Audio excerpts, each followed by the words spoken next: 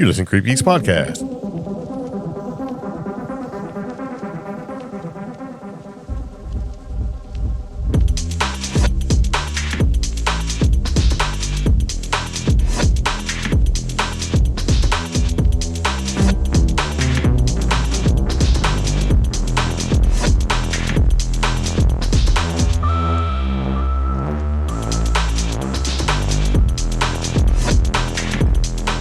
So it begins again. Welcome to CreepGeeks Podcast. This is Season 10, Episode 353.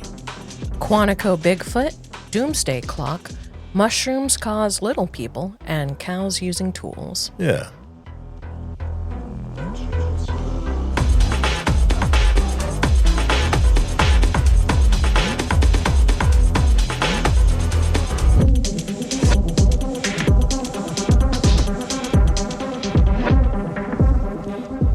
So welcome to CreepGeeks Podcast. I'm Greg. I'm Omi. And we got a lot of stuff to talk about. So if you're your very first time tuning into the podcast experiences now, this is what the podcast is all about.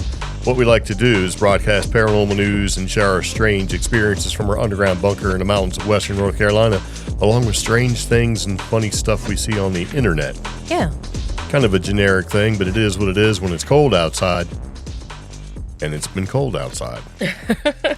So anyway, kind of moving back into the podcast, let's talk about a couple different things. If you'd like to interrupt with us, if you'd like to interrupt us, you can certainly do that. We have all sorts of social media presences for you to check out.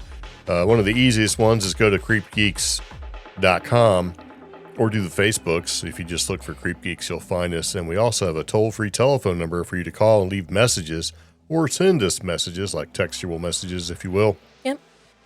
That phone number is going to be 575-208-4025. Yeah. And this podcast is brought to you by BARLEY'S Bites. And BARLEY'S Bites is dedicated to providing top quality homemade dog treats for every doggo. Yeah. And treats are made from fresh, healthy ingredients without any harmful chemicals, which ensures your pet receives the best nutrition possible. And we know the people that make it, and our dog likes the stuff that they make, and it's a good thing all the way around. And we enjoy it. Yeah. And so there you go. And you can go to BARLEY'sBites.com and check out what they have to offer there. There's shippings and orderings and all that good stuff. And also, we have a link in our show notes. So if you go to CreepGeeks.com, you can find the link there and click on it. And plus, everything we talk about on the podcast is available there for you to kind of peruse at your leisure. Yeah. So there you go. What do you think about that? Cool. All right. So it's been pretty cold. Miserable.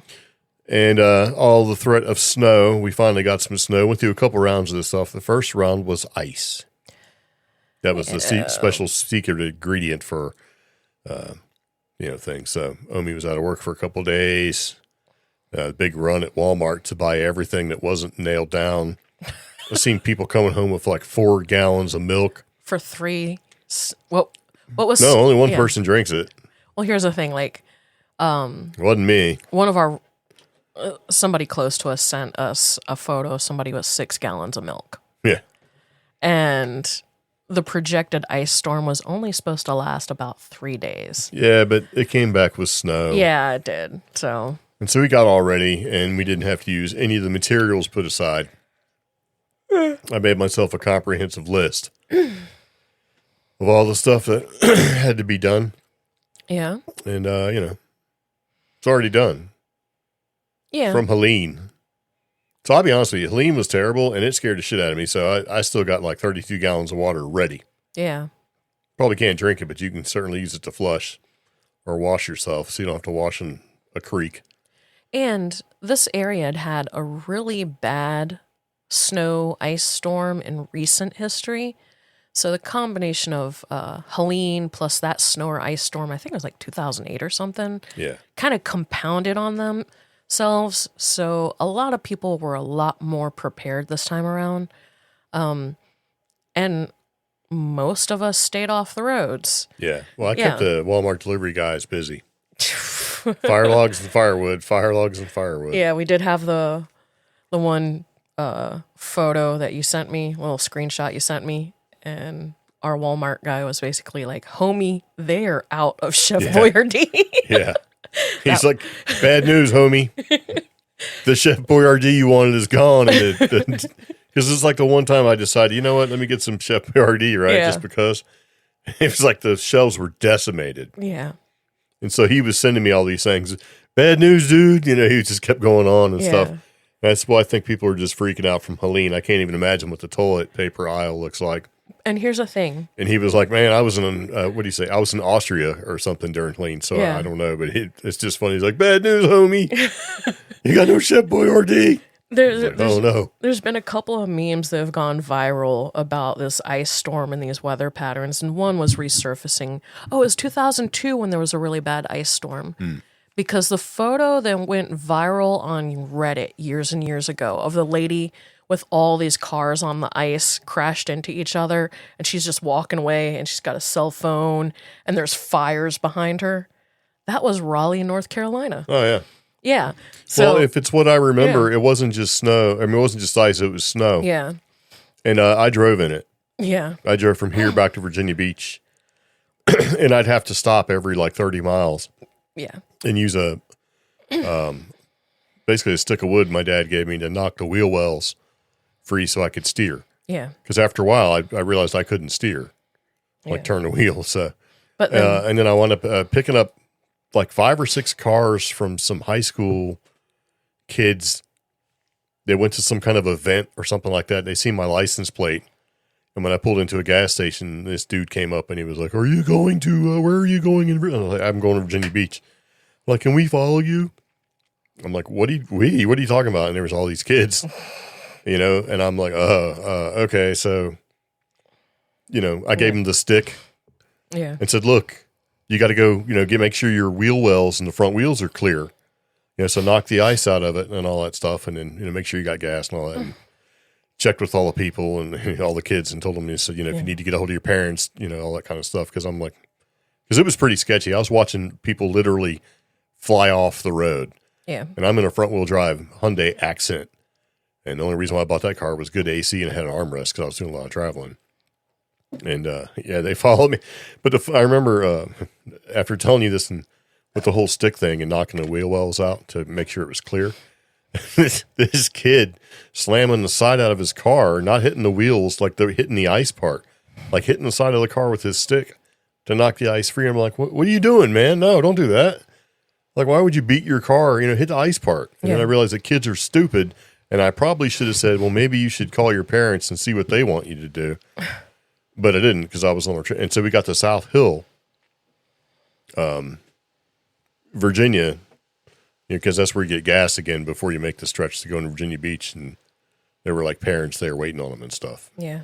And but it was a pretty slow trick. But this snowstorm, there have been like, you know, one of my friends that's over at the art gallery, she couldn't get out of her own home because of the ice. She couldn't get out of her mansion? And no, she lives up on the side of a mountain. She don't live at the top. Oh, the side of a mansion?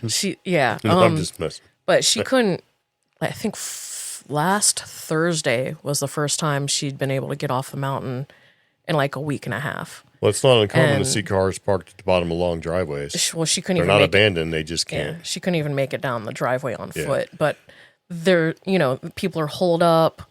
The grocery stores are empty. And then, you know, supplies. We all, for the most part, tried to stay supplied for this whole ice storm stuff and cabin fever and everything.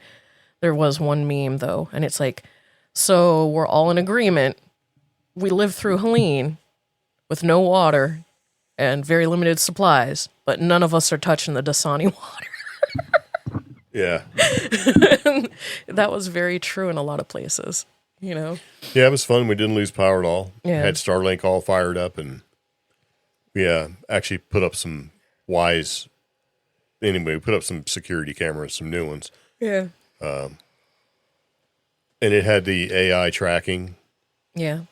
These little green boxes where it looks, oh, there's a person. And ours is, I refuse to give AI more information than it needs to kill us in the future. So it doesn't know what things are. So it does it by learning. When you go, yeah, that's a visitor, or yeah, that's a package, or yeah. So it starts to memorize all that stuff. And I kept getting the person alert for birds that are pissed off that you weren't putting bird seed out, getting right up to the camera and looking at it for one or two of them. But the little green boxes that pops up with the AI tracking feature, just going crazy. It's like, yeah. And my thought was, man, if this was like some kind of a gun tracking system, to shoot down Bigfoot or monsters or whatever, it'd just go nuts. Yeah. And then I thought about the movie like Pitch Black with the Vin Diesel man. Yeah.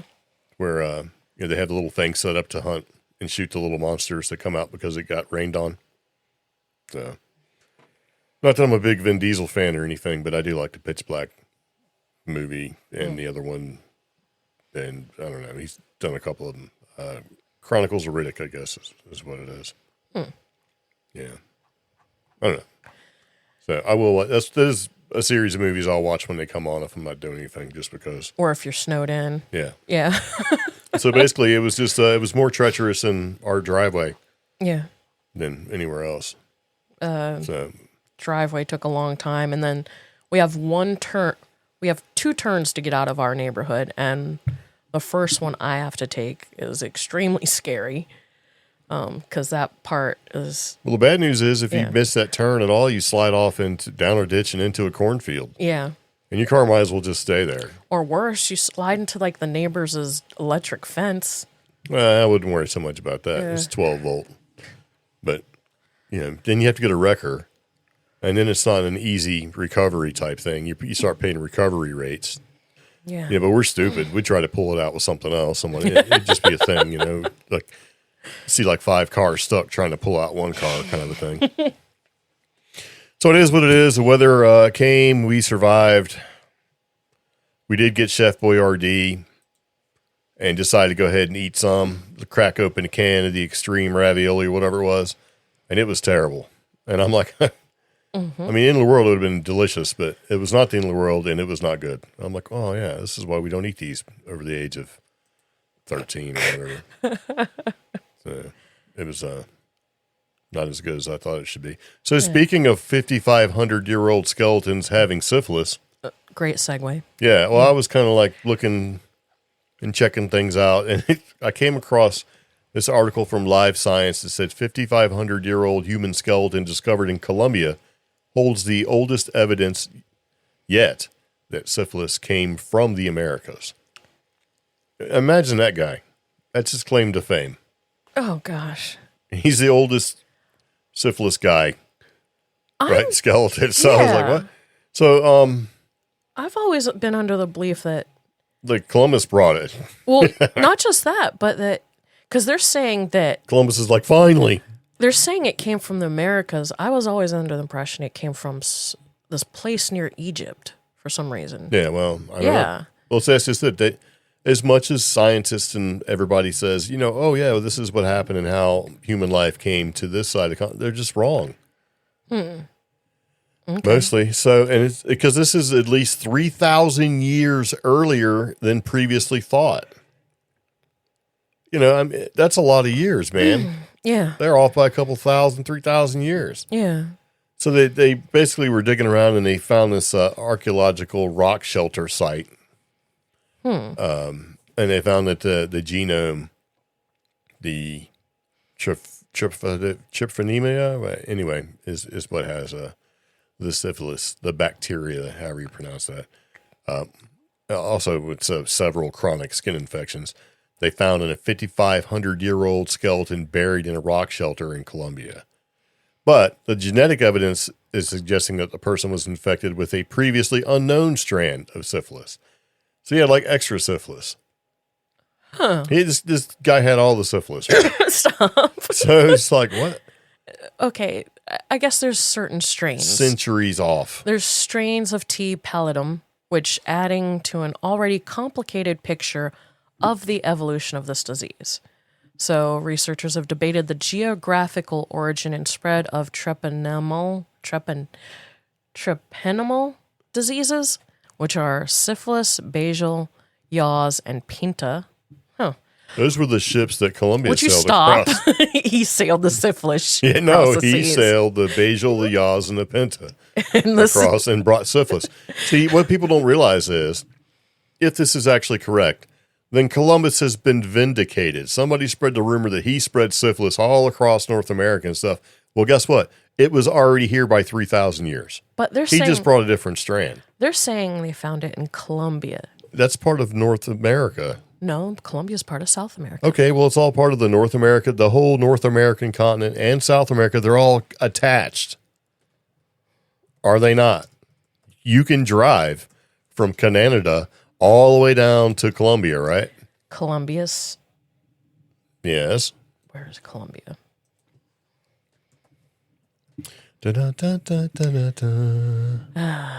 Maps. Because you can do the Pan America road trip thing. Country. Apparently, it just wants to give me sportswear recommendations. Nope. Colombia is South America.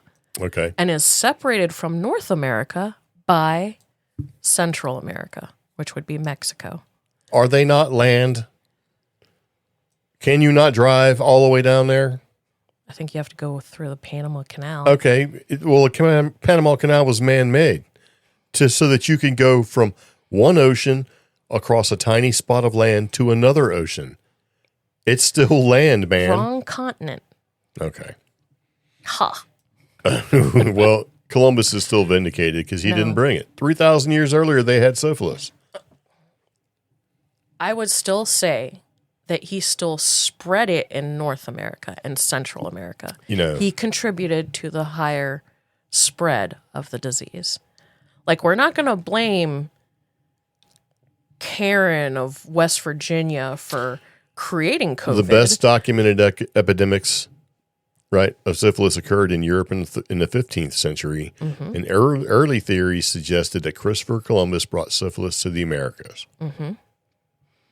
That he brought Americas. We can still North say Americas, he helped. South Americas. Stop blaming the man. I'm going to blame This is not all his fault. I'm going to blame He was just looking for spices, minding his own business, doing what the conquerors did back then. And they're like, you know what, that guy, stay away. Whenever you see these guys, syphilis, even though it's already there. Just a different flavor. Right I'm here. not saying, The suggested article. Syphilis Columbus. originated in the Americas, ancient DNA shows, but European colonialism spread it widely. There you go. That's the only point I'm trying to bring. Well, the point I'm trying to make is it was already there, and whether somebody else spreads it somewhere else, you can't just blame it all on one dude. I think it was a public smear campaign to discredit what he did for the people that were paying him money. They're like, I can't pay you for this, Chris Columbus. You spread syphilis to everybody, buddy. I'm not paying you all that money. That's not why they didn't pay Well, no, him. but he was supposed to, his adventure was funded. Yes. But it ran out of money. Mm-hmm. And so you got to have a reason just not to pay somebody. Yeah. And I'm pretty sure they used the whole syphilis thing.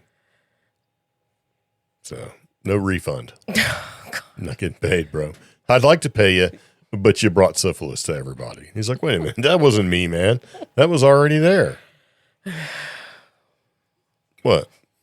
I mean, it wasn't that long ago where, the whole spice trips and all that stuff he was doing. Mm-hmm. That's what he was known for. And discovering the Americas. Not, hey, yeah, syphilis. So how did that shift occur? History is written by the winners. So no, history is written by people who publish the books. It's not written by the winners. Because you can look at the public school books and who won the contract to provide public school books. Mm-hmm. And most of them really aren't even vetted to the point where a lot of them really are historically inaccurate. Mm-hmm. So just like the news used to have to be accurate. Now you don't have to. You can say anything you want. So just like the cops can lie, so can the news.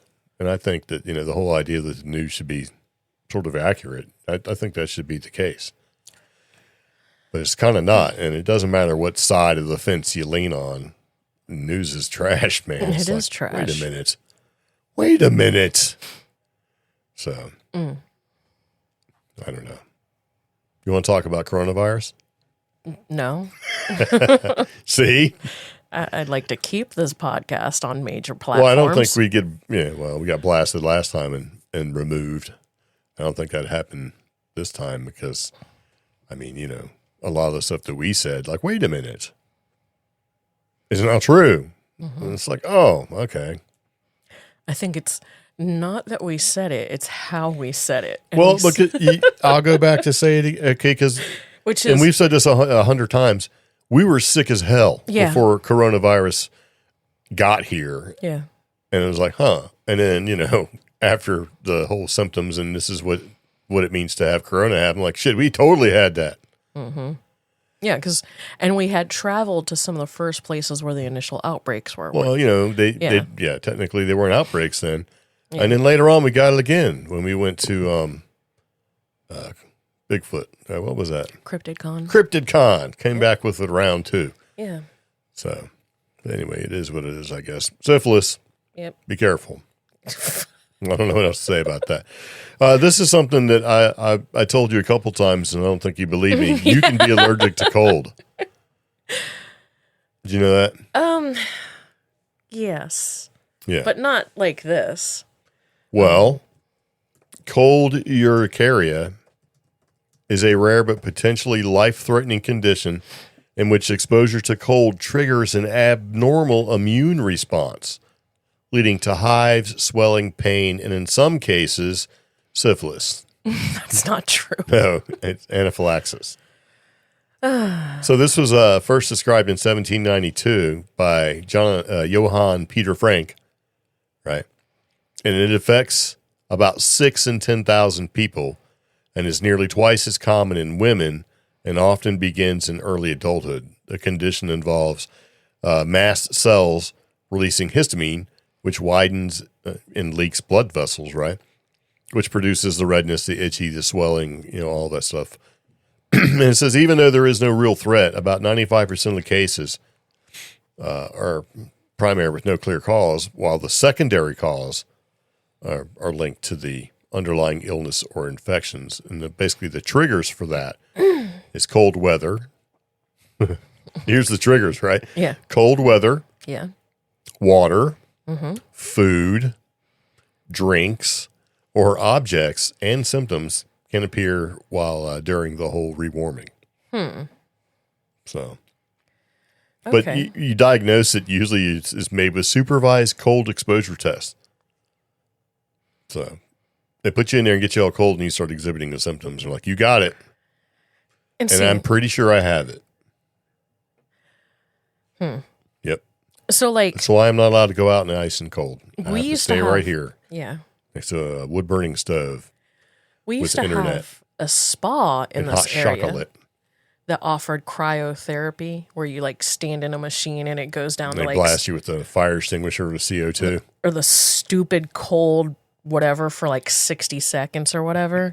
You mean the cold plunge? No, plunge means going into water, right? This thing is just like a standing thing, right? And it had, I think they use nitrogen or something. Yeah, and it had these warnings on the front were basically not recommended for people with rheumatoid arthritis, people with certain allergies, people prone to anaphylaxis, all these people with Raynaud's syndrome, which is almost like this in the fact that if they get too cold, your fingers and your toes turn blue. But that can happen with frostbite. But. Imagine finding that out. I'm going to go try this new wellness trend, and then all of a sudden you're allergic to cold. Well, I'm sure you'll see it on one of these fire rescue shows, or on TV. But no, there's other things that can cause a really adverse reaction to cold, even higher or more above a normal level of cold. That's cold, to where it's just unbearably cold. Yeah. For example, if you break your neck. Yeah. Because every time I go into the spine guys, they're like, hey, because there's a lot of the biological functions that you take for granted can all of a sudden just stop working. Yeah. Or don't work as well. It's something to do with your parasympathetic nervous system. Yeah. They have a name for it where, they ask you questions like, so how's the swallowing going? Can you swallow, or do you have to think about it? In other words, they ask me questions like, do you have to think about this before you do it? Because that's one of the things where your body just kind of forgets. Yeah. So it's just kind of a weird thing. And they always want to know if you poop. Can you go to the bathroom? How many times? All that kind of stuff. So you're like, oh, because that's the stuff that shuts down. Along with if you get too hot, you can't cool yourself down. Like you'll just ramp up. Yeah. And if you get too cold, same thing. You can't.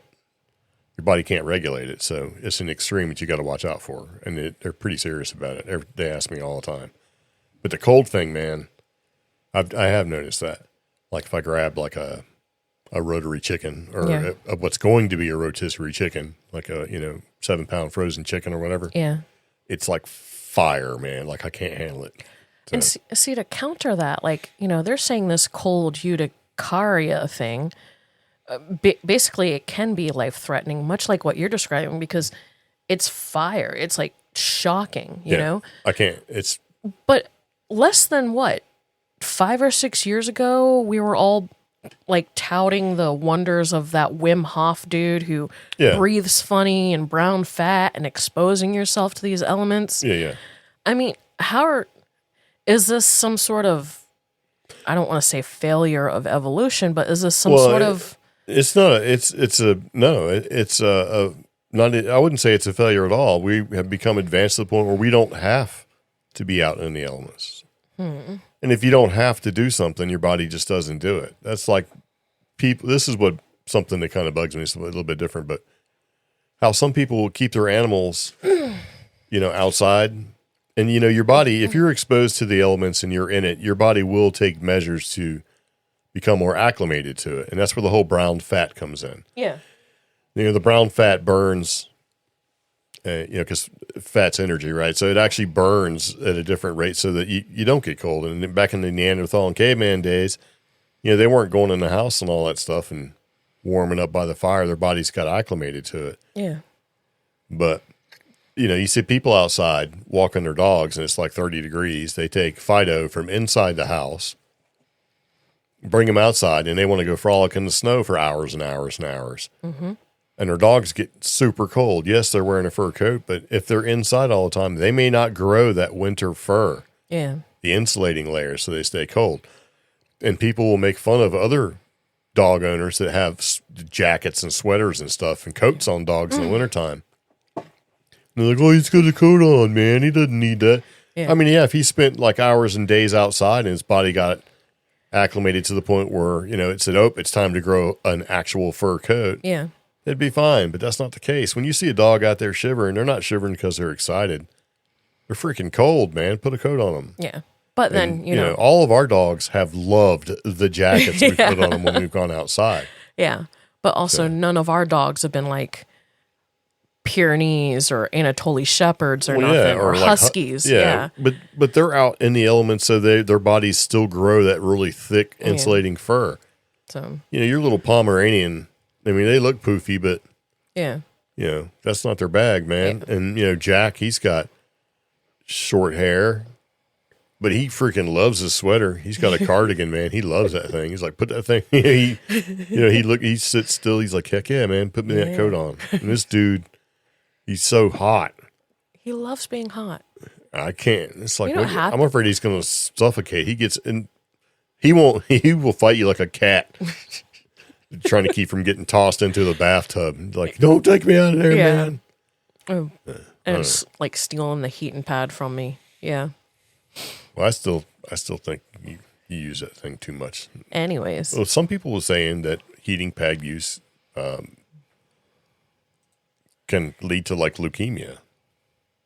Seriously. It's pretty scary. You just have to look, if you need to go to the medical channel to find it, just go to TikTok. You can find all the useless medical stuff. It's probably not true at all. Along with the vitamin supplement you can take to fix everything is all. S. Preston Martin in 1988, cited by 97 other researchers, concluded that there is no major leukemogenic risk associated with electric blanket use. See, I like how we pick like one group and say, oh yeah, well they said they couldn't find any link. So it must be false. This is like going back in the past with the same group of doctors that said washing your hands in between going and helping deliver births and stuff in hospitals we don't see a link to spread of infections and things like that. The same study has been repeated in 2007, 2022, and 2025. Go ahead. Keep microwaving your innards. Microwave's bad for you, too. That's what it Fine, says. I'll get a hot water bottle heater, like hot water bottle. Perfect. That's a good tip to use when you go out and you go camping, like car camping and stuff, or if you have a camper van. Okay. Get you a big old hot water bottle, fill it up, throw it in the bed. You know what I mean? Mm-hmm. Heat it up. Since we're actually from Colonial Virginia, and whenever you took any kind of tour to a colonial reenacting place or whatever, they'd always show you this big long thing. It had looked like a long stick with a pot at the end of it. Oh, yeah, the bed warmer? Yeah, and they would put coals from the fireplace in it. And then you wonder why these homes burn down. Yeah, and they would use it to, underneath the sheets to run it around back and forth to knock the cold off all the sheets and probably to burn all the, what do you call those things? Bed bugs. Bed bugs, mites. Yeah. So, and also another uncomfortable colonial thing was, since it would be so cold, whenever there was visitors and stuff, they'd all get in the same bed. Everybody, all in the same bed. Strangers. So you'd have like whole family in the bed, and then visitors too. All together. So I don't know what happened between the Renaissance time or plagues or whatever, because I don't know. I don't pay too much to history like that as far as exactness, but when everybody just became filthy. We can thank the Victorian era and the Industrial Filthy. Revolution. All of them are filthy. It's like, Revolution. My hair's falling out. I'm not going to take a bath but once or twice a year or whatever it is. And I get it. And the whole throw the baby out in the bath water because they would fill it all up and get it going, right? And so the water was clear when Dad got in. And then by the time, the youngest got in, that water was filthy. Black. Stop. Just nasty. I'm getting sick to my stomach. Stay out of the water. It'll give you the plague. It's like you're giving yourself the plagues, you filthy animals. All of them just filthy. Stop. Guess who's filthy? Stop. I'm just saying, man. I don't know. Oh, God. And because you go to other places, other continents and stuff, and they're out there swimming around and in the ocean or whatever, and they're fine. They don't have any of that weird stuff going on. But colonial times, filthy. Stop. Teeth falling out of their heads. Stop. Anyways, the UFO arms race. Instead of taking a bath, I'll just put powder and it's like perfume in, spraying perfume on an onion, man. It's disgusting. They were probably mainly French. I think French did that. Just stop it. Super stinkers. Guess who stinks? French. What do you think? Think that's true? I think we need to. I can go back to the past where I've made some travels in my time, and in Europe, in France, as a matter of fact, and sitting next to what should be lovely smelling people because they look nice and they were not. And they actually got asked the question, why do Americans take so many baths? Is it because you stink? And it's like, no, it's because we don't want to smell like you. It's true. Would you stop? Okay, next topic. Filthy Europeans causing problems like the UFO arms race. So the UFO arms race explodes as whistleblower says that U.S., Russia, and China hold alien aircraft. Or alien craft, I should say. I thought everybody thought this. Okay. Well, the whole idea is that crashed alien craft or recovered craft or whatever, that the U.S. had them, and that's where the advance in technology comes from. But then it was also like, well, wait a minute, Russia's got it too. Yeah. Russia's got, down craft. That's how they got advanced. And the Nazis came across advanced craft. China's got it, So I don't understand why this is a trending news article from International Business Times. I thought it was just assumed that every powerful nation had crashed alien craft. Yeah. Or, alien craft in general that's been claimed, and then backwards engineering happens or reverse engineering, and all of a sudden, we get advancements in technology and everything else. So I don't understand why they're saying that, why this is a thing other than they're talking about, Congress testimony from Cold War secrets and talking about recovered UFOs, right? And doesn't this... And that caused a hidden technological race. Yeah. And doesn't this partly stem into the 80s or so with like the Bob Lazar thing because he worked... allegedly worked at a facility. Yeah, on so why is recovered this alien craft? Yeah. Again, it's like, why is this? So the biggest military powers have, they're secretly hoarding alien technology. There's there's movies about this. I don't get why this is such a thing. Yeah.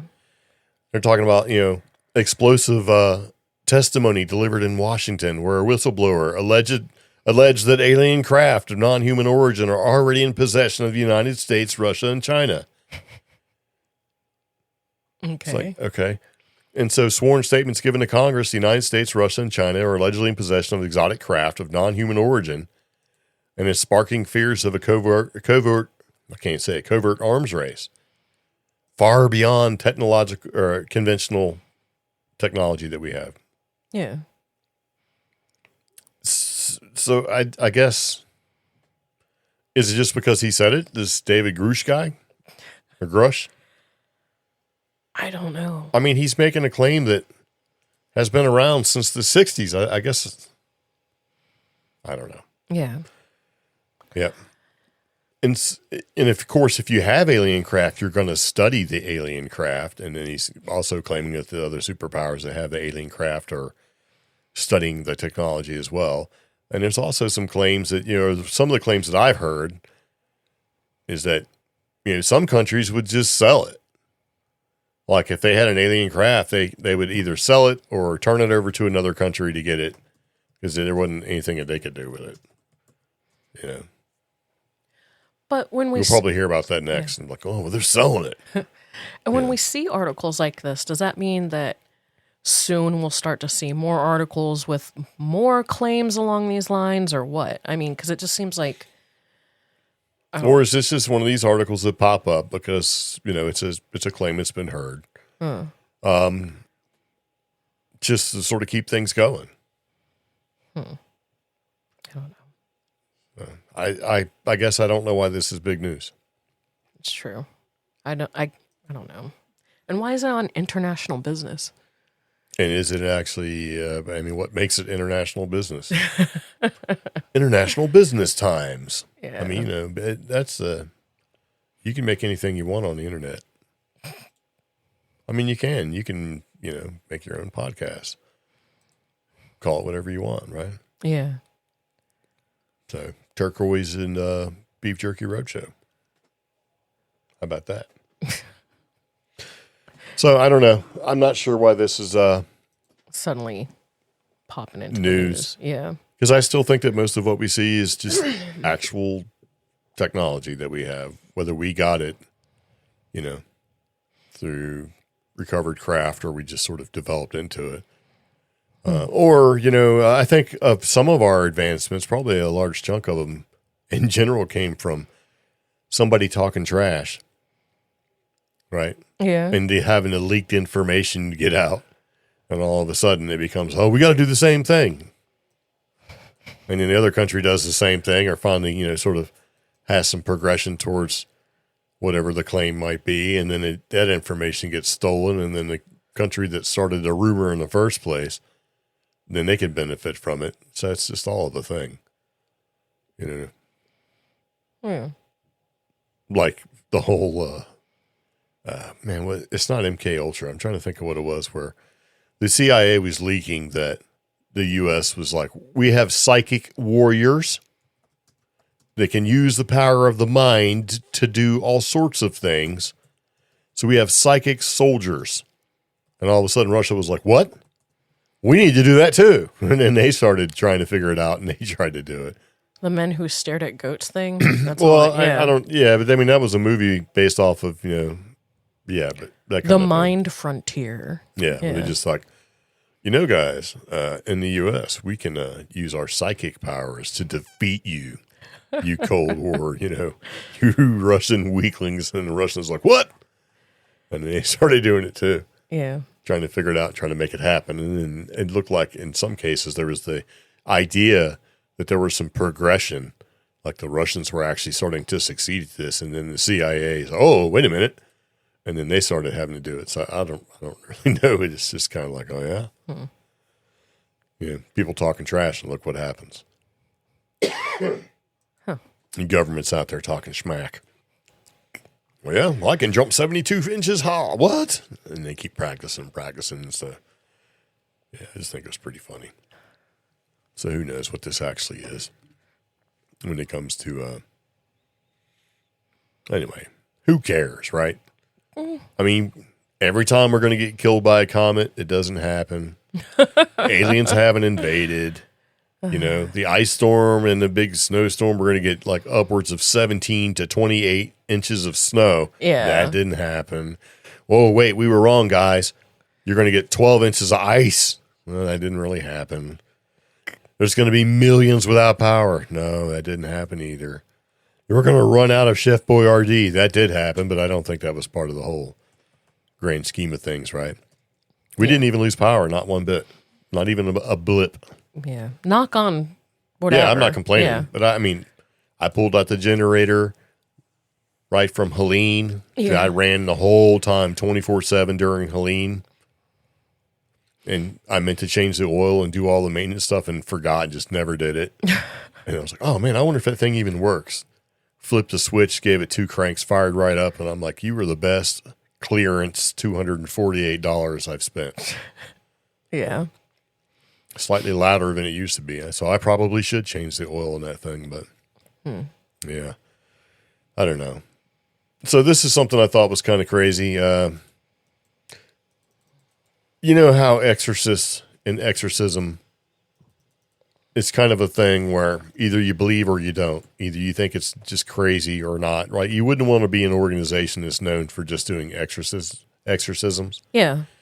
Because you're probably not going to get the credibility you think you're due. But in England, the Church of England asked to carry out service with holy oil to comfort staff and patients at a place because of possession. Huh. So they're like, hey, we need. So the NHS called them and said, hey, we need you to come do an exorcist. Oh. So I was like, what? So I don't know. And the reason why I don't know is because I had the article. Yeah, now suddenly I have to pay for the article. Yeah. But basically, so you have your little hospital, have all the kids there. They actually called the government and said, look, we need you to come do an exorcism. Yeah. So that's documented. It's kind of crazy. Oh my God. Okay, I signed up for a free account. Why can't I read this? Yeah. This happens sometimes. So if you go to our website and you go to CreepGeeks.com and you try to click on an article that we were looked at, a lot of times they go to being a paywall all of a sudden when they weren't before, and you can read the entire thing. But I remember skimming over it going, wow, that seems, it's kind of crazy that the National Health Service had to reach out to the Church of England, right, and say, hey, we need you to come do some exorcisms. Huh. So that's... Yeah. And the reason why I kind of bring that up is like, okay, so you're the National Health Service. Mm-hmm. You're science-based. You're medicine-based. You're not, demon possession-based in your thinking. So so if you were to just reach out and say, we got a problem, we need an exorcist, that sort of changes things, because then you're going to have everybody, looking out from the outside of this whole thing, and they go like, wait a minute, what are they doing there? I mean, to be practical, though, if the hospice chaplain has to reach out because there's some paranormal incidents, and I'm using air quotes that you guys can't see right now, but it's been really upsetting staff, and the staff have been seeking advice and support from the chaplain, and the chaplain has no answers. He's got to call in some sort of reinforcements, which apparently he had. And those reinforcements were additional prayers and some holy oil. And that didn't work. So I reached out to the Diocese of Norwich. Diocese. Yeah, Diocese. And then was able to have a conversation with a member you of would think that the chaplain could get that stuff on his own. Why does he need to reach out? Yeah. So I guess, I don't know. That'd be like trying to call into work saying, I can't come into work today. I need some help from you guys because the ghost won't let me out of my house. You'd be like, look, man. They're also showing, though, that there's been some history dating back a couple of decades that employees specifically kept having weird and unsettling experiences, specifically with this like lost little girl ghost in a red dress. Yeah. You know? So, and like they've got a reporter in the middle of the article doing a live video, and he's like, I have yet to see a little girl in a red dress ghost. But there's a bunch of employees, like hospice staff, who are so upset they've actually left their jobs. And I'm like, okay. But yeah, I agree. Well, now that I think about it, well, maybe since England's been around forever and it's supposed to be super haunted, maybe it's not a big deal. Yeah. Or a bigger deal. Yeah,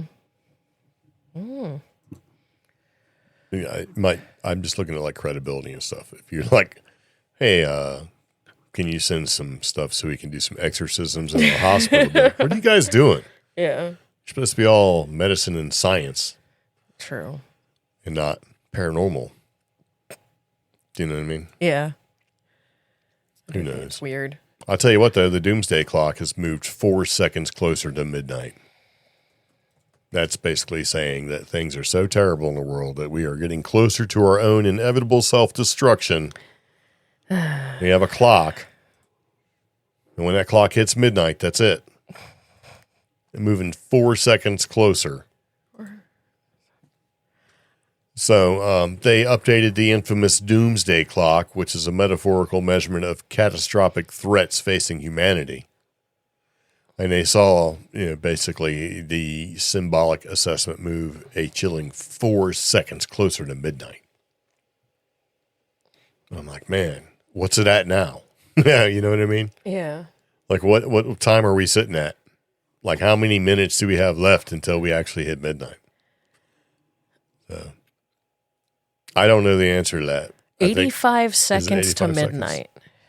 So, what was it before? Like, when did it start? Like, what measurement was it sitting at when they created the metaphorical Doomsday clock? I don't really know. It was set up in 1947. I mean, what was the time set to? I feel like midnight means the end. Right now, it's 3 o'clock. We are 9 hours closer to the end of us. I don't know. Yeah. So I guess it's a big deal being an actual 4 seconds closer. Yeah. Is there a worsening proliferation of nuclear weapons and the potential that they could be used? Right. That can move the clock. Climate change can move the clock. Biological threats can move the clock.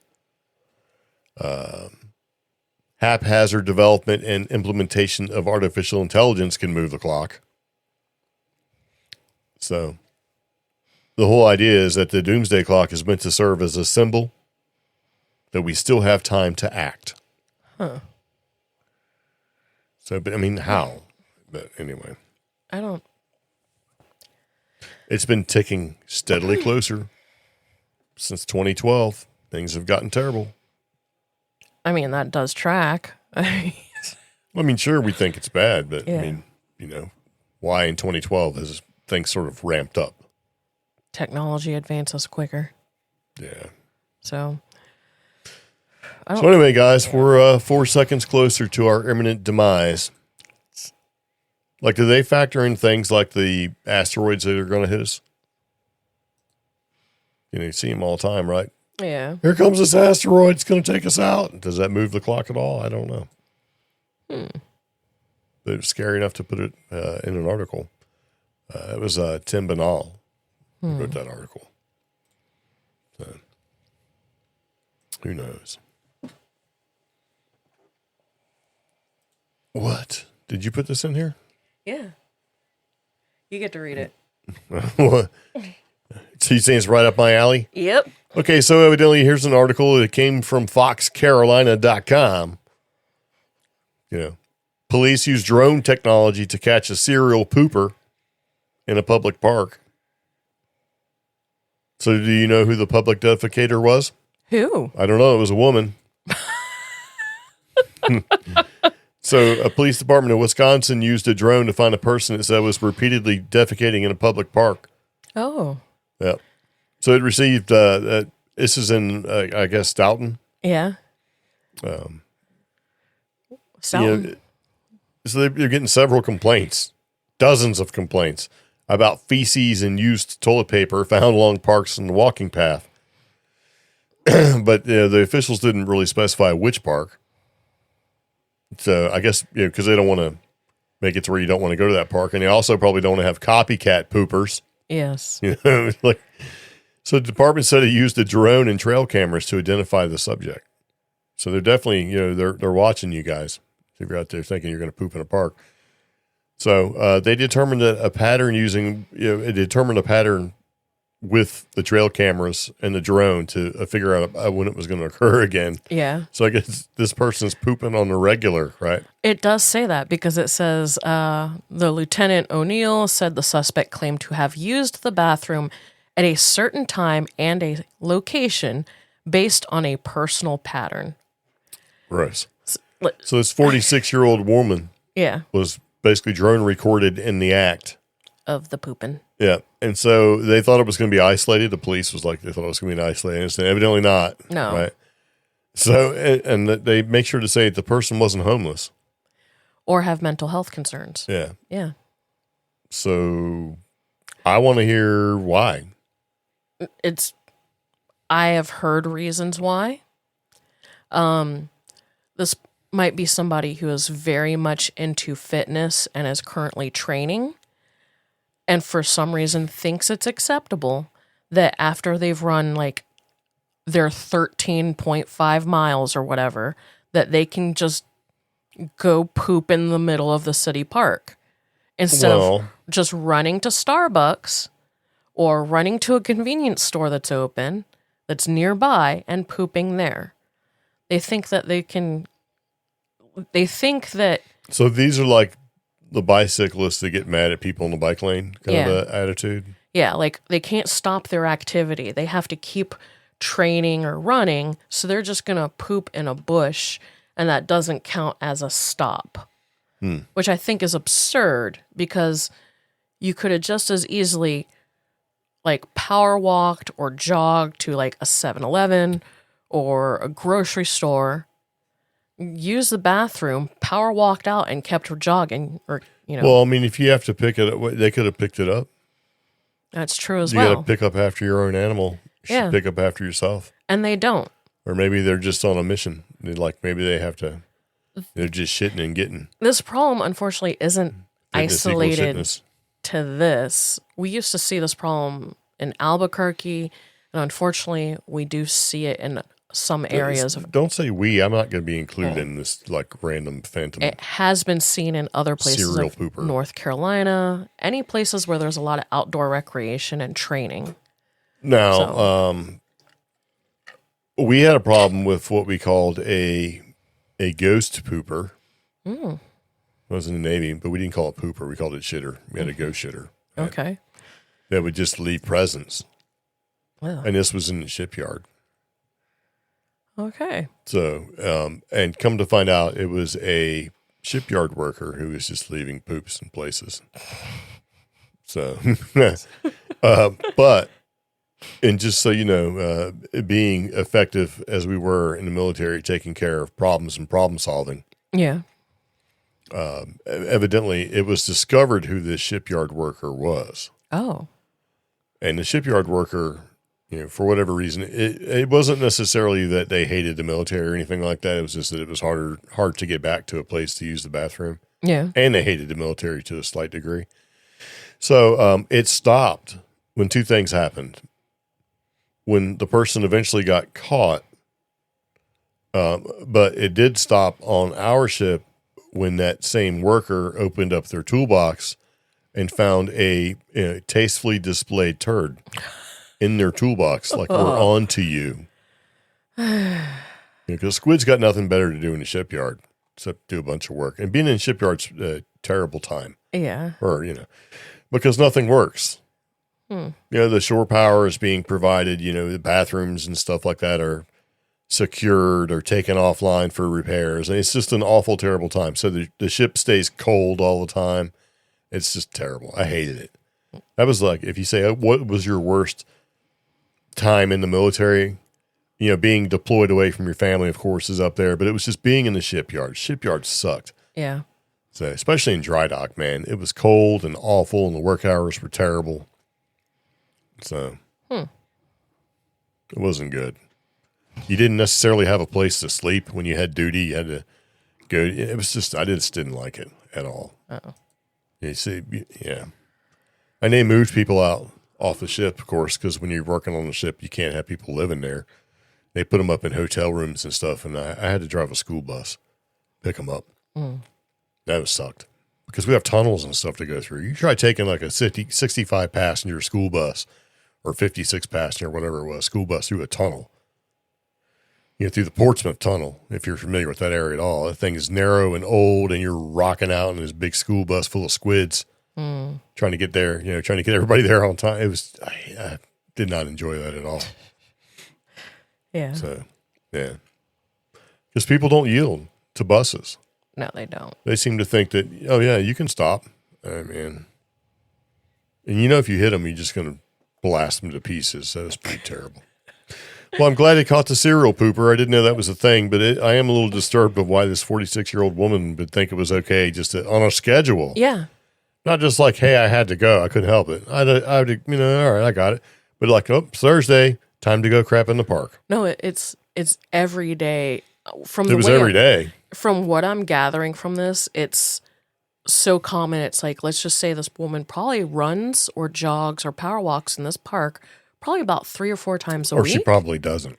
And when they say scheduled, they mean on the dot, she's out there at like 7:15 a.m. or something like that. Maybe she just thinks that's part of her getting in touch with nature thing. And so in North Carolina, there's a couple of really big marathon and ultra marathon races, and I'm gonna say this: let's just quit. It's bad. I mean, I still think of that guy who set like Idaho on fire. This cyclist, because he had to take care of business, and he didn't want the toilet paper to pollute the environment, so he set the toilet paper on fire, which in turn set this big Idaho park on fire. Oh gosh! So at least he turned himself in. Yeah. So in part of our podcast title, we actually put Quantico Bigfoot. Oh yeah. And what the deal is with that, this whole Quantico Bigfoot title was the BFRO report, Bigfoot Researchers Organization, is that what it is? Yeah. Report number 79672. Marines on night maneuvers spot an 8-foot-tall Bigfoot up in the trees on Quantico Marine Base. Okay. Yeah. Now, this was back in 2005, but I like to put stuff in the podcast that when it relates to the military having experiences, because, a lot of military people are not just going to make a random experience report because that stuff can affect you. Yeah. And you get in trouble for making false reports of any kind. So it's a thing, right? Yeah. So the incident occurred on a Marine Corps base in Quantico in a restricted military training area, right? And as part of military operations in urban terrain, it's like a fake town, like a simulated town where they have buildings and stuff, so they can do some training and junk like that. And it's where they initially experience compass disorientation. Yeah. In other words, your compass doesn't work and things like that. So weird things happen here in general. But the report is that they were on an operation. The people that made this report, because it doesn't say exactly who made the report or names or anything, but they were on a training or doing a training evolution. And it says, after realizing we had somehow looped back to our starting area because of compass deviation, right, or disorientation, we cut a new azimuth and moved towards a different pickup location. And the encounter with the creature occurred approximately 15 to 20 minutes later in a wooded area near, and actually give you the latitude and longitude. And the actual sighting location would be within approximately 200 yards of the second coordinate in dense woods. Both locations are inside a controlled military training area with restricted access, so it's definitely not open to the public. Yeah. And you can't go there without official permission. So it's not like you can, if you're just a military dude, you can just go walk in there. You have to have a reason to be there, and you have to have permission to be there. And you also have to have an escort. And the person says, I'm providing these coordinates for research and documentation purposes. Nearest town is Quantico, Virginia. The nearest road is a dirt road, 200 yards off the highway. You know, and both locations are inside a controlled military training area for restricted access. And in the summer of 2005, I was stationed at Marine Corps Base Quantico, working as part of the opposing force, or OPFOR, for the basic school for infantry officers course. So basically, you've got two teams. You've got the opposing team, and then you got the other team. But during one of the multi-week field training exercises, right? He says, myself and two other Marines were instructed to leave the town at night, and that's the fake town, the simulated town, right? And to move on foot through the woods to link up with a vehicle at a designated pickup point, which is about 500 to 700 meters away from the town. It says, the area was considered an active training area with students operating and using blank ammunition. And because of this, we were moving quietly with flashlights off. There was little to no moonlight, and none of us had any night vision devices. And all three of us were non-commissioned officers with several years of training and experience. And it said we had operated in these woods many times before. So they're familiar with the area. They're doing their thing. They have experience being in that environment. And so they cut an azimuth on their compass. In other words, they picked the direction they were going to begin moving in what should have been nearly a straight line towards the pickup point. And so after walking for what it felt like an unusually long time, they reached the clearing and they found themselves at a road. And to our surprise, we realized that we were back at the same area we originally departed from. Oh. So that's kind of suspect, right? It's like, what's going on there, right? And so all three compasses had indicated that we were moving correctly. So this is the compass disorientation. So they got three compasses, and they all know they're moving. They all think they're moving in the right direction, but they still wound up where they started from. Yeah.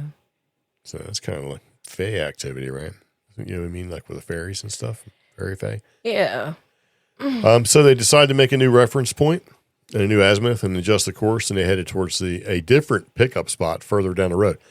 And approximately 15 to 20 minutes into the second movement, they heard a loud sound off to their left, like a tree cracking or falling. And concerned about the possibility of a falling tree, they turned their flashlights on and looked in that direction.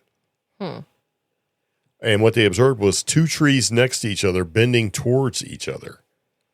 And when they looked up, approximately 20 to 30 feet above the ground, we saw a large, hairy creature with its back facing us. It says the creature appeared to be pulling the trees together. As far as description goes, that the hair was brown or reddish brown in color, and I could not determine whether it had climbed the tree or if it was already in it. But it was clearly manipulating both the trees, with great strength, and they weren't small trees. Yeah.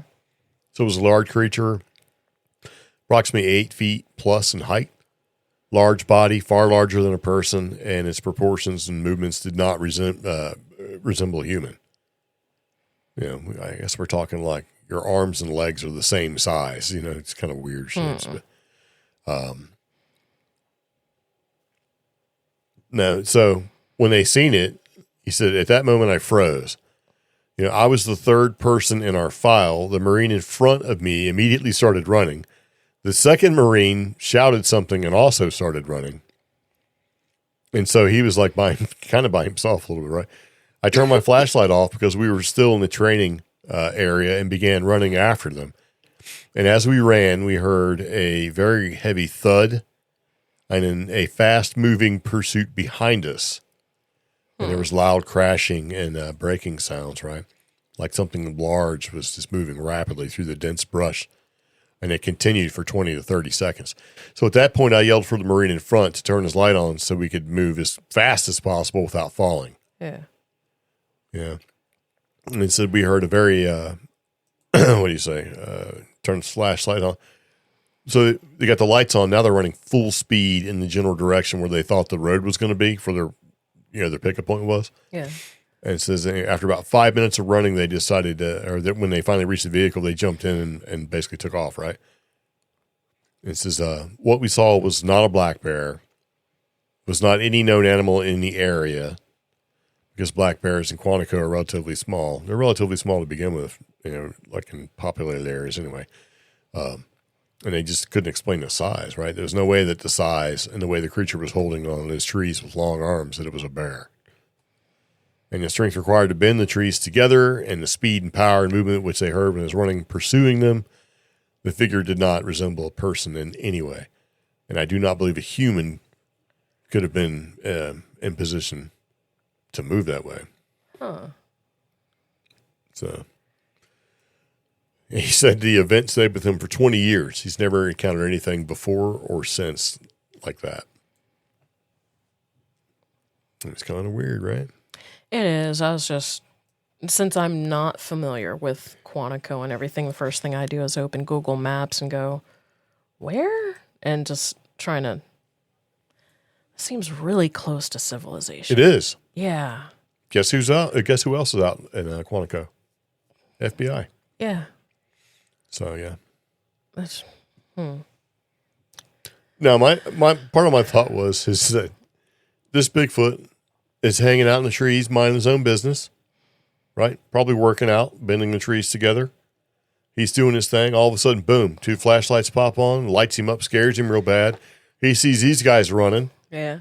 He's like, what the heck are they running from? And so he said, I got to run too, right? Because he's not going to hang out. Everybody runs when somebody's running. Yeah. So like, they take off. And he's like, I better go too. So he's probably running after him going, hey, guys, wait, what is it? What is it? He's like, keep going. Yeah. I don't know. It's just so close to civilization. I'm just like, that's What would it be? odd. Yeah. I don't think that somebody would make a report like that, especially with Quantico and Marines and all that stuff, if they didn't actually see or experience something, or at least he did from what he said. Yeah. But what it actually is part of my thought process was they're out doing a training mission. Instructors get bored. Yeah. We used to do stuff like that to our students all the time. I mean, not like, dress up like Bigfoot, hang from trees, but I mean, we would pranks and stuff, kind of have a good time with them. So what if that's what it was? Playing pranks, right? Yeah. I don't know. But the whole idea that it happened at Quantico. So. Now, the follow-up investigation report on Burfo was done with Matt Moneymaker. And here's what he said. I spoke with the former Marine, and he gives his name, and I'm not going to say what it is, but he says, at length, he's credible. And he was not the only one who observed this figure that night. 2 other Marines were with him, and they saw the same thing. This old Class A sighting report is particularly important for 2 reasons, the behavior and the location. Right? Yeah. Behavior, there were perhaps a dozen credible reports or stories, or even multi-witness reports of a full-grown Bigfoot up a tree. The more typical reports and incidental info, it basically is saying that Bigfoots up in trees involve being small, like they're smaller Bigfoots. They're not like full-grown big old Bigfoots, they're like kids and stuff like that. Yeah. So that made a difference. That was something that was important. So it's not a common thing, right? And then the other thing was the location, the fact that it's where it occurred and being closest to Quantico. So, I don't know, man. I don't know. Quantico is, and this happened in 94?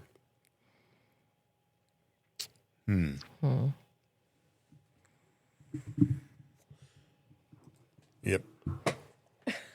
And there's some instances of other reports kind of show up in the database, in and around Prince William County.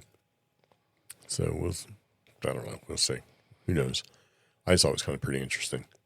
Marines in Quantico. But I do like the idea of it maybe possibly being somebody's playing a joke. Because that would be kind of funny. You know what I mean? Because you play pranks and stuff like on other unsuspecting thing. Man, whatever. We did lots of pranks in the military. But it's kind of crazy. Yep. The old night maneuvers. Yep. So I put this one in here, this next article I found, because I thought it was pretty interesting for a couple different reasons. One is it contains mushrooms. 2 is it contains little people. And 3, you like mushrooms and little people. Yeah, and I read one of these articles a few weeks back and ended up on a totally different rabbit hole on the subject. But there's this type of bolete mushroom, and boletes are the big giant mushrooms you see pop up between your manicured-ish type lawn and the forest line. Yeah. Most species. They're really big, and instead of gills on the bottom, it looks, the bottom of the cap almost looks like a kitchen sponge almost. It's kind of spongy looking. And there's all sorts of different types. Some are very edible and, in fact, expensive. They're very treasured. Others taste disgusting, but they make great dyes. There was a type of bolete in the United States that Revolutionary War soldiers used to dye their uniforms. And they have a multitude of uses. The thing that gets me is the photo on all these articles shows a photo of a bolete or several bolete mushrooms that are from China, and they look exactly like a type of bolete mushroom here in the United States, primarily here in the Blue Ridge Mountains. But, yeah. So, the thing is, though, every year, doctors at a hospital in the Yunnan province of China brace themselves for an influx of people with an unusual complaint. The patients come with a strikingly odd symptom: visions of pint-sized, elf-like figures marching under doors, crawling up walls, and clinging to furniture. The hospital treats hundreds of these cases each year, and all share a common culprit: Lanomoa asiatica, which is a type of mushroom. It's the Asiatic bolete, and it forms a symbiotic relationship with pine trees in nearby forests, and it's a locally popular food known for its savory, umami-packed flavor. In Yunnan, L. asiatica is sold in markets, and it appears on restaurant menus, and it's served at home during peak mushroom season between June and August. But there's one thing about this this mushroom that when you order like mushroom hot pot, which is a type of, it's almost like a communal ramen bowl that everybody shares at the table, the server sets a timer at your table and warns you, do not eat the hot pot soup until the timer goes off, or you might see little people. And this has been researched by a doctoral candidate, Colin Domnar, and he's a candidate for a doctorate in biology at the University of Utah and the Natural History Museum of Utah. He's studying L. asiatica because it seems like very common knowledge in this culture. Here's the thing. Here in the Blue Ridge Mountains, we have little people. Yes. And we have brownies. Yes. And the indigenous people who probably taught Revolutionary Era people that you could dye things with our version of the bolete probably warned us. Yeah. You know? And there was probably something lost in translation. It just... And if you don't cook them long enough. And that's the other thing. Because, like, not only do you have to cook this mushroom a certain way, you have to cook down the toxins out of it, or you have to let it cook down in a soup long enough so you can ingest it. Yeah. And see, in Europe, they're calling it, if you want to give a psychological term to it, Lilliputian hallucinations. Yeah. And you think about Gulliver's Travels, and you think about all that, right? And so you also compare that with like fairies and stuff like that. So what if it's... But here's the thing. If it's showing up in China, possibly Blue Ridge Mountains, and other places in Europe, and it's all the same style or type of mushroom or whatever, and just not being eaten long enough, that goes a long way to describing what some people have experienced. They say they've seen little people and everything else. And see, that's the thing, because like even indigenous folk out west, like if you go up north where the Lakota and the First Tribes are, they have their descriptions of little people, which is yet again because the bolete skips a certain part of the United States, and then you can only find it in certain northern areas. Well, they even have this in Papua New Guinea. Yeah, and what bothers me, though, is in China and Europe, they go, okay, please just wait 15 minutes before you eat this mushroom. Here in the United States, we either outlaw a mushroom or tell everybody it's toxic. Yeah. That's my Well, and back then when there weren't any grocery stores, Yeah. You're going to eat whatever you can. If it doesn't kill you, it's probably food. And I wouldn't be surprised if there's been instances of reports where, you didn't think to say, well, I ate a bowl of mushrooms, because it's commonplace. Everybody eats anything you can. Yeah. So we have so many of these that grow on the northern side of where we live. You got to watch out for that mushroom madness. And of course, you have the psychedelic mushrooms as well. So I just thought that was kind of interesting. So what if the explanation for little people could be attributed to eating these funguses or fungi? Yeah. Giving themselves. And so they seen it. They seen them. Because if you're hallucinating, that's not something where you just, you think you've seen something or whatever your mind is saying, here it is, this is what you're seeing. So. And it's like a universal hallucination. Yeah. I wonder if I don't know. I thought it was pretty interesting. So. Yeah. We used to my thought is that why hasn't this been this? Okay, so you got this guy in Utah who's a student, and he's saying, oh, look, there's a link to all this. It seems like an obvious link. If there's, how did he know Papua New Guinea and everything? Like, why hasn't this link been made before? Yeah. In China, it's a common thing. Yeah. So you think that people would put, 1 to 1 to 2 to 3 and put it all together and say, hey, here you go. Is it a stigma against mushrooms? I don't know. And that's part of it, because I agree. Why hasn't this link been made across the globe? Without like people going, oh, well, that's just some weird psychedelic mushroom head guy, like whoever the researcher guy is, who's well known. But this is a doctoral biology candidate from Utah. They're saying the condition's kind of rare. Yeah.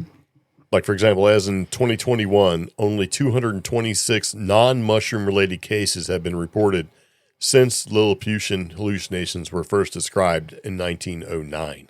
Oh.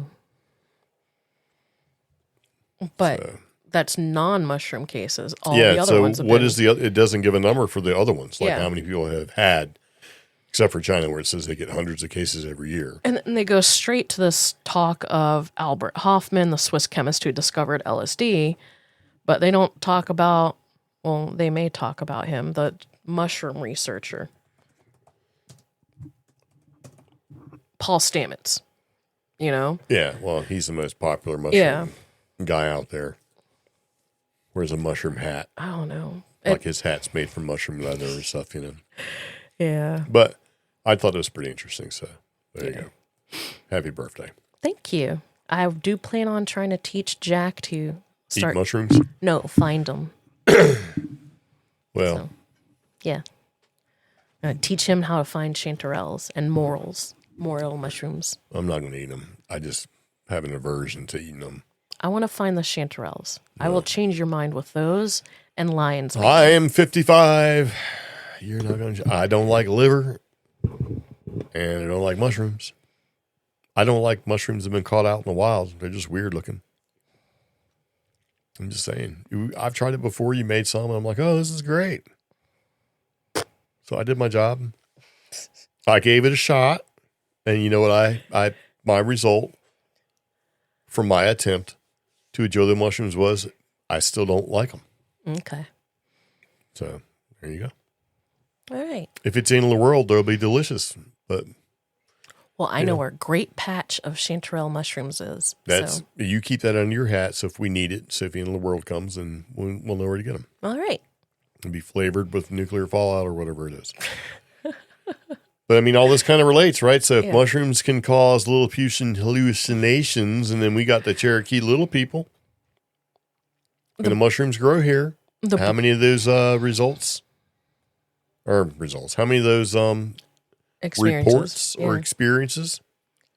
And the causes, the legend, I mean, how many of those are mushroom related? I would say a lot. We got mushrooms, like you keep saying, we've got just here where we live, there's mushrooms every freaking where in different types and stuff. Some of them are kind of rare. Yeah. I mean, y'all can go back into my Instagram and see like these mushrooms that are like, they were the size of pepper and stuff like that, And if you're hungry and you kind of know from somebody and you're in the pioneer days that mushrooms are supposed to be edible, you're like, wow, that looks like it could feed me and 2 other people. Yeah, you're going to eat it. Yeah. And next thing you know, you and 2 other people are either seeing little people or tripping your brains out or whatever, you know? Yes. Every mushroom's edible at least once. So. Yeah, all right. Yeah. So there's this Austrian cow who's showing the first case of flexible multi-purpose tool use in cattle. Now, I'm like, well, okay, because I like the idea of like monkeys using tools and raccoons using tools and stuff like that. Yeah. Because I really think that as a whole, we don't give animals enough credit. Yeah. We're like, oh, he's just a stupid animal. How can he know how to use a tool? You know, that kind of thing. Oh, because that's something that we equate to our genetic superiority. Yeah. So all these animals that we use tools and we have air conditioning and, you know, all that stuff, right? Yeah. But basically, there's this cow named Veronica who uses a stick to scratch spots that need to be scratched. Good for her. That's what I'm saying. Gosh. Right?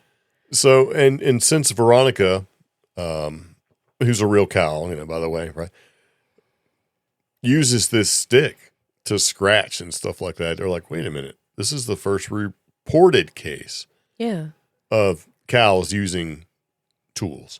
Because we all think cows aren't that smart. But cows are kind of dumb. I mean, they really are. But this one's using a stick. So like, whoa, wait a minute. And so this is the study. It's first to describe the tool use, and it's basically a pet cow. So Veronica's not really in danger of being eaten because she's a pet. So, and this suggests that the cognitive abilities of cattle may have been underestimated. I've seen cows do stupid stuff just on a visit, you know, to a place that has cows. Because if you don't live next to cows or whatever, you know, you go see them in farms and whatever. Yeah. And they know certain things to do and certain triggers to use to make themselves get fed and get scratched and everything else. I know that's not tool use specifically, but, you know, some cows are smart. If there are cows in an environment to be smart and maybe not bred just to be meat, you know, they're going to be probably a little smarter than the average cow. So I wasn't too shocked to see that this cow is walking around carrying a stick because it knows it can scratch with it, because we see cows do stupid stuff. Yeah. Right. Well, like they know how to itch themselves and play with toys and stuff like that. You see cows out there flipping tires around and playing with barrels and all that stuff. So why wouldn't one be smart enough to pick a stick up and scratch? I mean, I think it's because it's a localized tool. I think that's why she's getting a lot of credit, and I'm fine with that. I was trying to say how she's a Swiss brown cow. Yeah. When you and me went to the Ojito in New Mexico and we'd see the Roman cows, like the ones that would roam around and stuff. Free range? Yeah, the free range ones. We both would see, like, there was this one smart white Highland breed. He was like mixed. He was supposed to be Highland, but he was mostly white. And he had longer fur. Well, when he'd get itchy, he would walk between two scrub brushes, and he'd walk forward and then he'd walk back. Yeah. And he'd walk forward and walk back to scratch himself. Now, granted, sometimes he'd get like half the bush stuck on his horn, and that was just, he'd have to walk around with that bush on his horn for a couple days. But he was using it as a means to scratch his itch. Yeah. I mean, to me, it's like using a tool. Yeah. But, and I guess because this is like you can anthropomorphize this. Like you can, you know, like this is no different than me with a back scratcher, you know. Well, I mean, if you count the back scratcher as being a tool, like, look, Omi's using a tool, you know? But she does look like a very smart cow. She looks like she's got some knowledge. I watched the video where a cow picked up a rake or a broom, right? Swung it at the other cows, which scared them, and then ran after them, swinging the broom around. The cow clearly knew what it was doing. I saw a donkey do that. Yeah. So it's like, okay. Yeah, I seen a donkey with a 2x4. He'd pick up a piece of 2x4 and run at it, you know, run at you all crazy with this 2x4. Yeah. And you probably learned that from the farmer. He probably had to run the donkey off with a 2x4 because they can get kind of mean, and sometimes you got to whack them. You know, I seen my uncle do that, like whack he had a mean donkey that was there to protect. Yeah. Yeah, but the donkey took it too far. He didn't want anybody in there, and so he come running at my uncle. My uncle picked up a chunk of 2x4 and whacked him in the butt with it. So the donkey learned. Yeah. Okay, I'm not going to mess with this guy especially when he had the 2x4. So, thought it was pretty funny, right? I mean, I do think it's funny because and they know how to use scratching posts and all that stuff. So yeah, I don't think a lot of animals get as much credit. I've been fascinated by the video footage they got of wolves up north, like in Canada and Alaska and stuff, and they're now deliberately during the really cold seasons getting fish traps out of the rivers and the lakes solely to get the bait out of it and eat the bait because that's an easy lunch. And I'm like, that's so much easier than running for like miles trying to chase something down. You could just go fishing. So I think a lot of animals have a higher level of thinking that we give them credit for. Yeah. Which is eventually going to lead to the point where, as a race, we're going to have to accept that everything thinks. Yeah. Everything, even the bug that you don't think, just because they're small or whatever, doesn't mean that they don't have their own, some level of intelligence, right? We have a tendency to discount everything. And with that's going to come that plants are smart and sentient, and when we eat them, they scream and everything else. Is like, it's going to be, what do you do?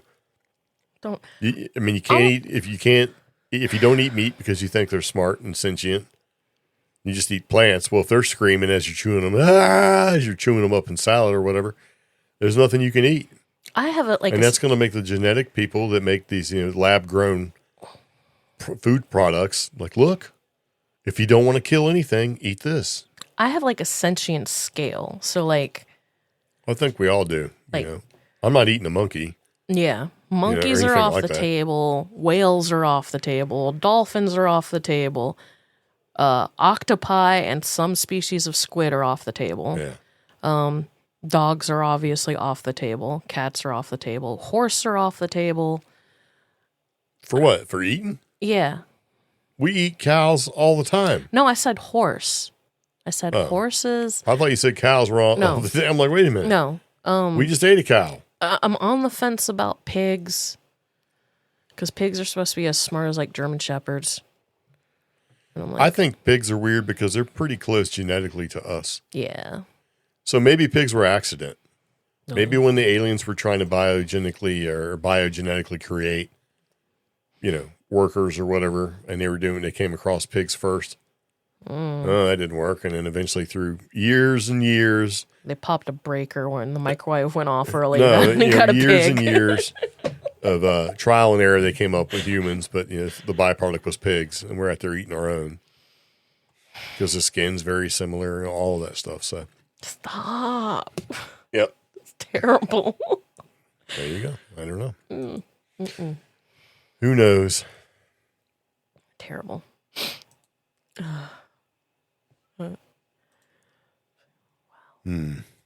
What?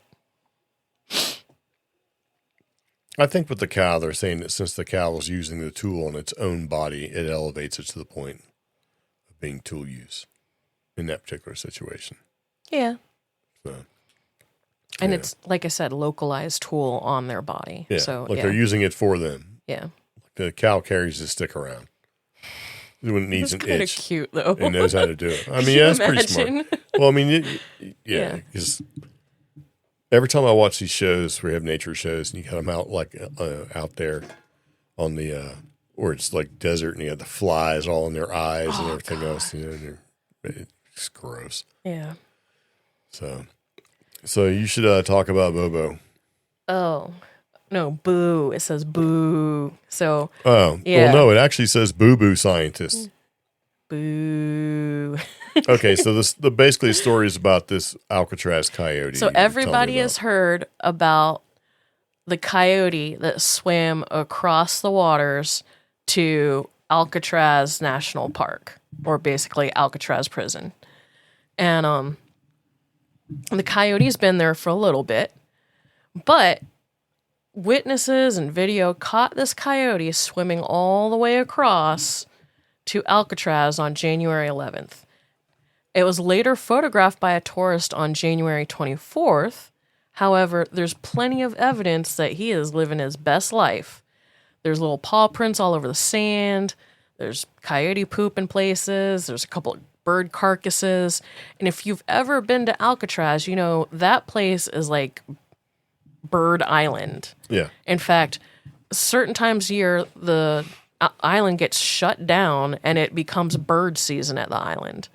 Like a sanctuary. Yeah, almost. And like this coyote was just like, I don't know, at the shore going, that place is full of food, and made the decision around January 11th to swim over there and go, I'm going to get me some Popeyes chicken, you know? What?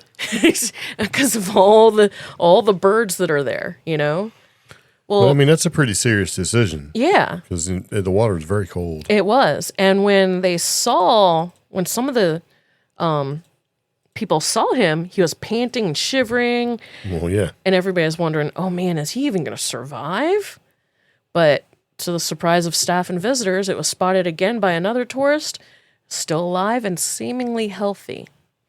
And I'm all for this. I'm all for this coyote swimming all the way to Alcatraz and going, I am king of the island. You know? Mm-hmm. I think it's a cool idea. I think he's going to kind of give the birds something to think about. And I'm fine.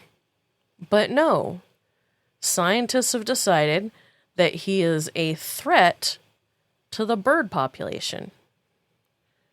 And I don't think that's fair. Biologists are saying, you know, it's a learning opportunity for us, our biologists and our rangers. It's new, exciting, it's cool, but we have to think about the overall ecological impact. We believe disruption of a single predator would be just devastating to these birds and their breeding grounds as a whole. I don't know. It's one coyote. Yeah, but I mean, one coyote can eat a lot of birds and trample a lot of this and eat a lot of eggs. And see, and I still don't know which type of bird it is. So, well, thousands of them descend the island for nesting season. Yeah. And a coyote can eat, you know, how many eggs can this guy eat? A lot. That's true. And especially if there's nothing that's going to keep him from eating the eggs. Yeah. So he can decimate that whole thing. Yeah. The whole, because, you know, I don't know if the nesting season occurs on just one spot on the island or if it's the entire island or what. But either way, a coyote can tear stuff up. I mean, and they're good at eating eggs and chickens and everything else. They're coyotes, right? Well, apparently they're also worried about the coyote's survival because fresh water is kind of sparse in the 22 acres it takes up Alcatraz. They do mention, though, that coyotes did successfully establish territory on Angel Island in San Francisco after one swam over from Tiburon and called out for others to join it. So there's now a pack of coyotes on Angel Island, which I think is kind of cool. Just because maybe that's probably part of their fear is that this guy's over there, and he's not only is he decimating the seabird population or the nesting areas, which occurs, but if he gets a friend, that's it. He's young. He's only some of the rangers estimate he's barely a year old. He's still young. Yeah, he's got a lot of opportunity to grow and learn and get extremely smart. Well, I mean, you think he should be allowed to thrive and survive? He needs to go. So, well, then put him on Angel Island. Maybe. And just put him back where he came from. He might not make that swim again. I know. So, I mean, what if he started swimming and got too far? It's just like, I got to keep going, man, because I got nowhere else to go. And he sees the birds flying around. It's like, I'll go here. Like, why did he make that swim in the first place? I'm just kind of curious as to what made him want to make that swim. I don't know. So, because that's, how many?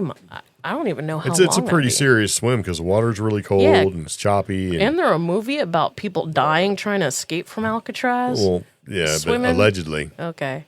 Because that's a whole mythos unto itself that they actually survived, but, whatever. Yeah. Sharks and stuff. But, yeah, I felt bad for him. Well, he's going to get relocated. They're going to probably put him somewhere like on a sanctuary. I hope so. Where he can basically chill. It's like living in a resort prison for for the rest of his days, right? Making smart super coyotes. Okay.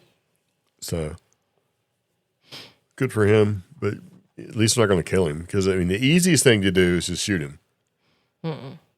Logistically speaking, but they're not. They're going to humanely trap him, and then they'll take him to a vet, make sure all of his, vitamins and shots and stuff he needs to be taken care of, and then they're going to put him somewhere. And he's going to tell that story to all the other coyotes or wherever he's staying. Hey guys, and it's one time, and they're going to be like, yeah, sure thing, Bruce. Yeah, you really swim. Okay. Technically, he does fall under the definition of a cryptid. No. In the sense that he is an unusual or unlikely species that is succsuccessfully thriving. He's just a stuck skinwalker. Oh, don't say that. So, I don't know. So. I heard another word for skinwalker, flesh traveler. Oh. Yeah, that's gross, isn't it? No. Have you seen the flesh travelers? It's super creepy. That sounds like somebody put the word skinwalker through an AI bot. Yeah. And retranslated it. Through the hipster doofus business name generator. It's like, yeah. So speaking of creepy, these dogs eavesdrop on their owners to learn new words, according to Ars Technica. Okay. You're like, okay, you put it in here. I did? Yeah. I don't remember putting this in here. Oh, no, maybe I did. Yeah. So have you ever seen those videos where the dogs are like stepping on words? Yes. Or on like the little, they're like these buttons that you can program with words, and they step on them to do something. I want to get them for Jack. Yeah, but I mean, do they really understand, or is it something where, if you keep having them step on the same one and he gets a treat, does he really know what that word means? Or does he just know that as long as I pick this one, I get fed? And you're like, well, he'd have to understand what the word is. Not necessarily, because, dogs have a really distinct sense of smell and everything. So if they keep stepping on the same one, they know what it smells like. And so they step on it, they get a treat. So as far as like word comprehension goes, I don't know. But, and some of those videos may be fake, but when it comes to cognitive ability, not all dogs are created equal.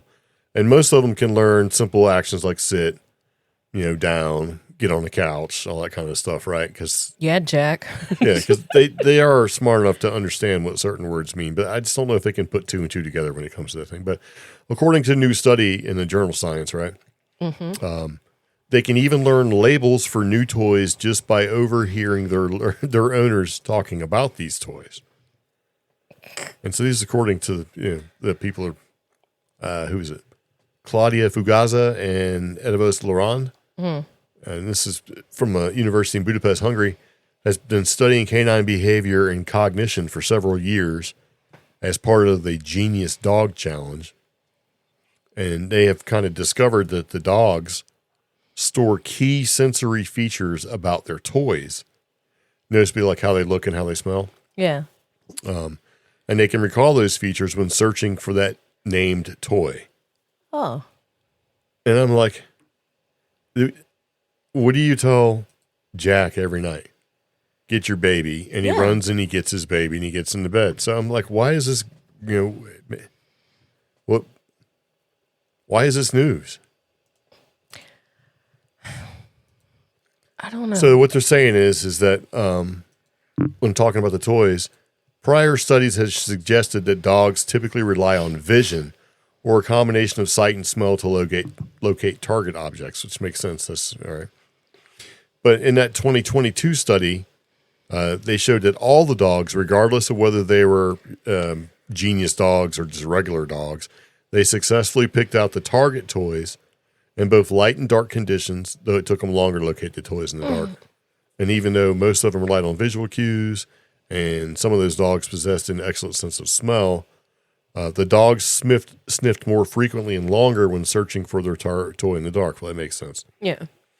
And some of these dogs were also able to select the named toys when commanded by their owners, right? Mm-hmm. With similar reliance on visual cues, or not. So in other words, you told it to go get it, and it would look for it, find it, and bring the toy. So, so building on all what they knew in the study, they concluded that certain dogs can not only memorize the names of objects, like their favorite toys, they can also extend on those labels to entirely new objects with a similar function. So regardless of whether or not they are similar in appearance, it's cognitively advanced ability that they're calling label extension for the animals to acquire it usually involves years of intensive training in captivity. But the dogs in this new study that they're just recently developed, these dogs have developed the ability to classify their toys by function with no formal training. So when you tell it to go get a toy, it knows to go get a toy. Well, when you say to go get something else, it knows to go get something else. He does know the difference between his baby, which is a lamb chop, yeah, and get me your croissant. Yeah. Yeah, because he has a croissant toy that even has a squeaky pat of butter in it. And but what they're saying is it's almost akin to a person calling a hammer and a rock by the same name. Yeah. Or a child understanding that cup can describe a cup, a mug, a glass.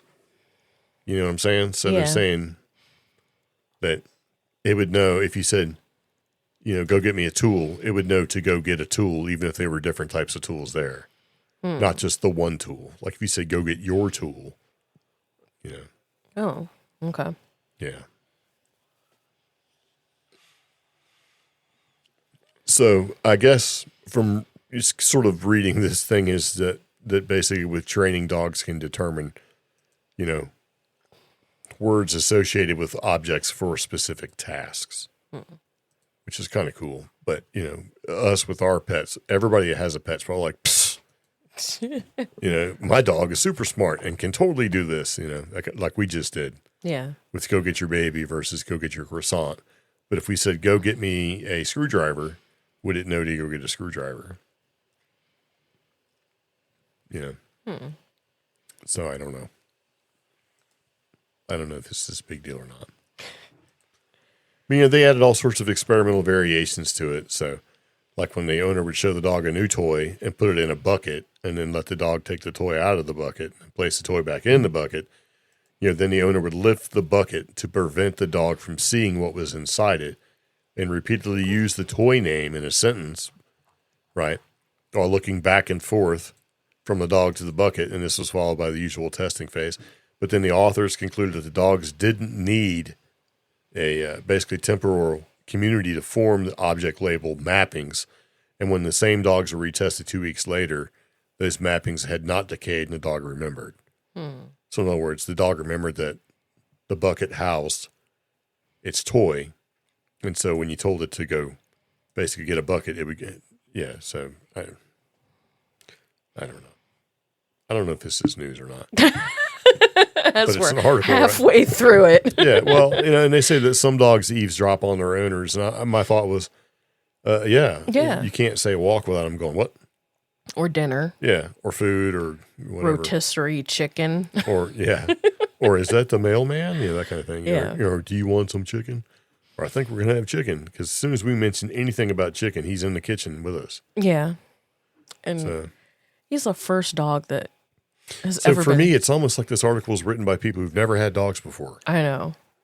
Yeah, because not all dogs are stupid. So well, it's kind of like when somebody becomes a new parent and they tell you all these things about babies. Yeah. And you're just like, yeah, dude, that's how babies are. No, but my baby. Yeah. My baby is 77 months old and look what it could do. That kind of thing. So that's how I feel. My dog. Nah, all dogs. Yes. But. Yeah, I get that not all dogs. I did science. But. Hey guys, did you know? That's why you spell the word walk instead of saying it, because your dog's going to go crazy. And, the same thing with the whole association between, the eavesdropping along with the toys and everything else like that. Some dogs, if you say, hey, you want to go for a walk, they go and grab a leash. Yeah. Do they grab a leash because then the leash is required to go on the walk? Or do they associate that I can't go on a walk without the leash? It's like, Yeah. And of course, they have labeling and stuff like that. Like free exploration and play without labeling and all this other stuff. And it's just kind of like, nah. So, okay. But, our dog is smart enough to know when it's time to go to bed. Yeah. Yeah. Also knows that sometimes it's time, like every night he brings the toy out. Yeah. It's okay. It's, playtime, getting ready to go to bed. You got to play with this. We didn't teach him that. No. He brings it out every night, like, 9:30, something like that? Yeah. And I think he brings it out to let you know that it's time to go to bed. Because dogs have a schedule. They know what time it is. They know when to wait when the school bus is coming. Yeah. They know when the mailman's supposed to be here. They know what time it is around what time you come home from work. I see it every day. Yeah. He gets excited when he's like, oh, it's around 5:30. It's time for her to come home. And then if he hears a car or anything that sounds like a car, he gets excited. But I've noticed that he knows the sound of your vehicle now, and he doesn't get nearly as excited when he doesn't hear your car. Like if he hears, a FedEx truck coming up, or the postal guy driving the van comes up the driveway at the same time that you get off work, he doesn't even budge. He's like, But 5:30, he comes and he's on the couch. He's ready. If he hears what he thinks is your car, he gets super excited. So I just think that we don't probably give dogs enough credit. I think that dogs are smart. Yeah. If you get a smart dog. Now, with that being said, you can get a really dumb dog. You can. Yeah. It's just like people. We know really smart people. We know averagely smart people, and we know really dumb people. And part of that's genetics. Part of that's upbringing. And part of that is you're just dumb as hell. Gosh. You know what I mean? You're not born with the faculties necessary to achieve a certain level of intelligence. All right. Yeah. Yeah. So, yeah. Our findings show that the socio-cognitive processes enabling word learning from overheard speech are not uniquely human. Yeah. Yeah, bro. I just, sometimes I read things like, am I just dumb, or is this, I just thought everybody knew this. You know what I mean? It's Yeah. like, maybe I'm so dumb I just think that everybody knows all this stuff. I'm like, oh, that makes sense.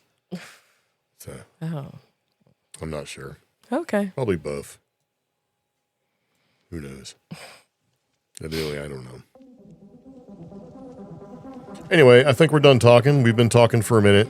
It's time to end the podcast because I just realized we've been talking for 1 hour and 47 minutes. Sure. That's entirely too long.